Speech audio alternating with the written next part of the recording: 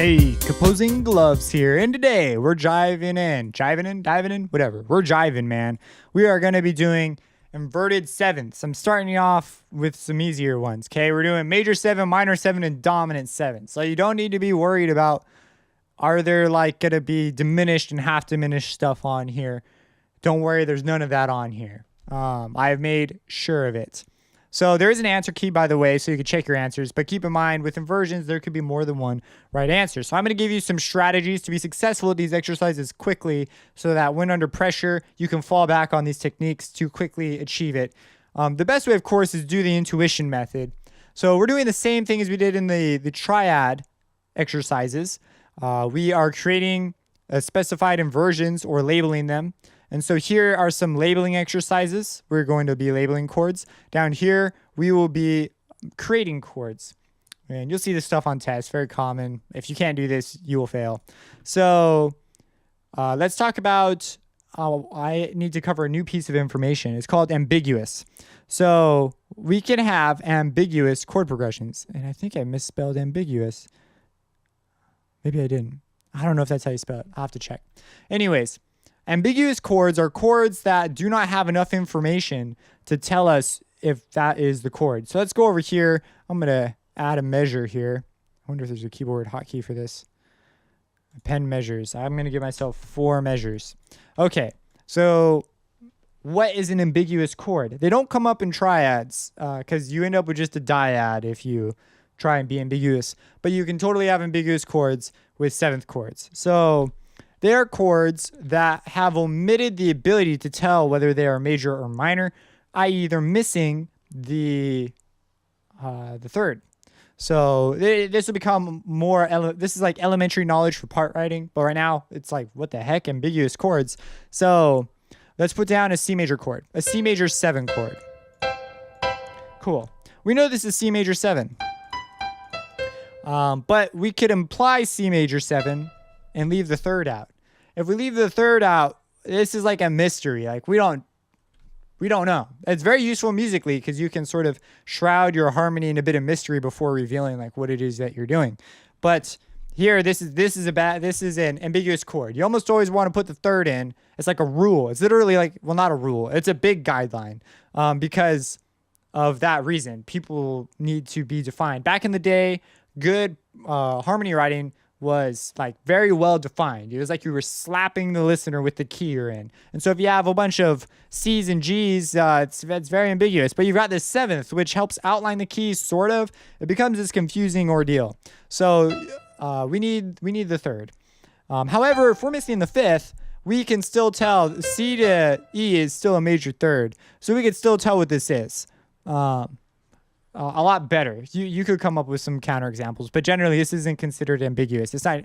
It's okay to omit the 5th, but it's definitely not okay to omit the 3rd. So that's what I mean when I say ambiguous chords. We have this ambiguity. So over here, there is an ambiguous chord in here, and if you find it, you need to label it and tell me what a possible chord it could be, and tell me what inversion it's in. So okay. Now, let's go ahead and talk about how to deal with these, because these things look much stranger. They're a lot scarier, more intimidating, especially when you have all these flats, and it's just, what the heck? And I start crossing the staff, because we need to get better and better at doing that. So, let's do one. Let's do this top one. So, the strategy with these things are, let's do this one. It's weird looking, right? So, let's say we're doing this one. Well, okay, we look at this and we say, okay, well, we have this E in the bass. And we're like, what the heck? This doesn't look like a triad or anything. So the first thing is, well, what if this C was down here? We'd have an E, a G, an A, and a C. And if I move this C down, I say, well, this looks a little more reasonable. I say, well, what if I move it down another octave? And I say, well, this still is in a 7th and root position, right? Because the 7th, you could run into weird inharmonics, but I don't do that to you. So this could be the simplest if we had weird inharmonics, but there's an easier way. We can, let's move these up, because our 7th should look like a stacked chord, right? So I just moved them all up an octave. Let me undo that. So the E going up an octave, and the G going up an octave. And we say, oh, it's an A minor 7 chord. So we say, okay, cool. And so let's undo it, because we need to get used to being like this right here is an A minor 7 chord. This is what it sounds like. A totally different sound than what you're, this. Let's go back. So let's label that. Control K. This is A minor 7. And I don't have the jazz font on right now, but we're not dealing with diminished and stuff, so we don't need to worry about it. So, okay, and what's the inversion? Well, we say, it's the E is in the bass, so A, E in A minor. And an easy way of thinking about this is here's A, and we know the third has got to be above it. And so we say, okay, well, that the third would be a C. I can't remember what I just said. But anyways, third's a C, and then above that is the fifth, which would be an E. And we say, well, the E is in the bass. And we know that if the fifth is in the bass, we are in second inversion. So we put Control T and we put down second inversion. And we move that down here. I've started putting it down here. So second inversion. Okay, so that's what we're doing. That's this part of the exercise. And so I encourage you to move things around and get a feeling for it. Eventually, you'll be able to move them around in your mind, and that's better. And normally mental math is, a bad thing, but mental music is a very good thing. There are some you'll just start memorizing too, and you'll be like, oh, it's this combo notes. It's got to be this chord. But be wary. You may be surprised every now and then. And remember, we're only dealing with major, minor, and dominant sevens right now. So they're all going to be one of these, or they could be ambiguous. But we will get, that coming up, we'll have half diminished and diminished. Things will become substantially more difficult because we just mess with those chords less. But you've built all those chords before, so you should be okay at being able to get through it. Okay, now the next part, I have a specific way I want you to do this. We have two different, so we're building these chords.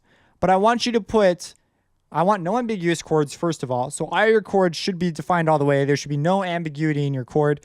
And then I want 2 notes on top and 2 notes on bottom, each having a different position in the chord, meaning like, there's the root, the third, the fifth, and the seventh. There should be like the third and the fifth and the seventh and the whatever.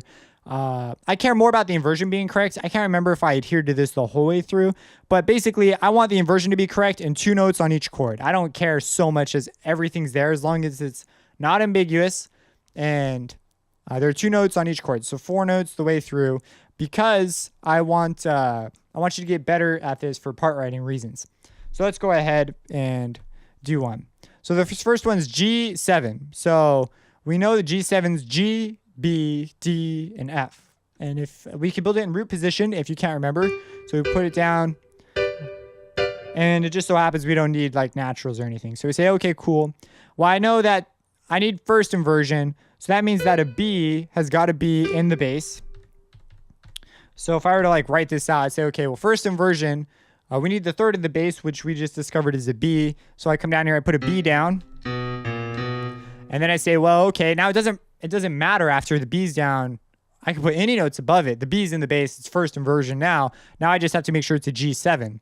So I could put a G there. I could put the F for the 7 there and the D there. And there you go. I have adhered to my rules. Some of these will sound quite hideous depending on where you put the 7th. So that's all you got to do.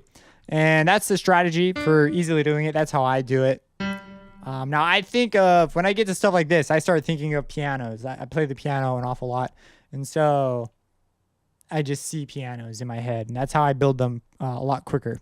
Like when I see E flat minor 7, I don't like think of positions on the staff. So I guess some people do. Depending on the instrument that you play, though, it might not be the best way. I know some people think of the guitar, the fretboard. I just think of my fingers would go like this because it's one of those chords that's every other black key. So I'd be like, oh, that would be an E flat, a G, a B flat. And then if I want a 7, it depends on what kind of 7. I know the one down would be a D or a D flat. And I'm saying, oh, it's a minor 7, so it would be a D flat because I'm an E flat. And people like me often make the inharmonic mistakes, but I've destroyed that in me. I've at least tried to. So I do not generally make inharmonic mistakes anymore. But a lot of piano players will because they think the same way. And so they're tempted to say whatever the most natural way to phrase that note is. Like E flat or like F natural is a lot more natural to say than, E sharp. F natural just sounds nicer, but it's just not true in many keys. When you get used to thinking in keys, you realize it's like way better too. So you're like, I don't know what the heck I was thinking earlier. It's just, I don't know. Subscribe, support me on Patreon, and have a blessed day.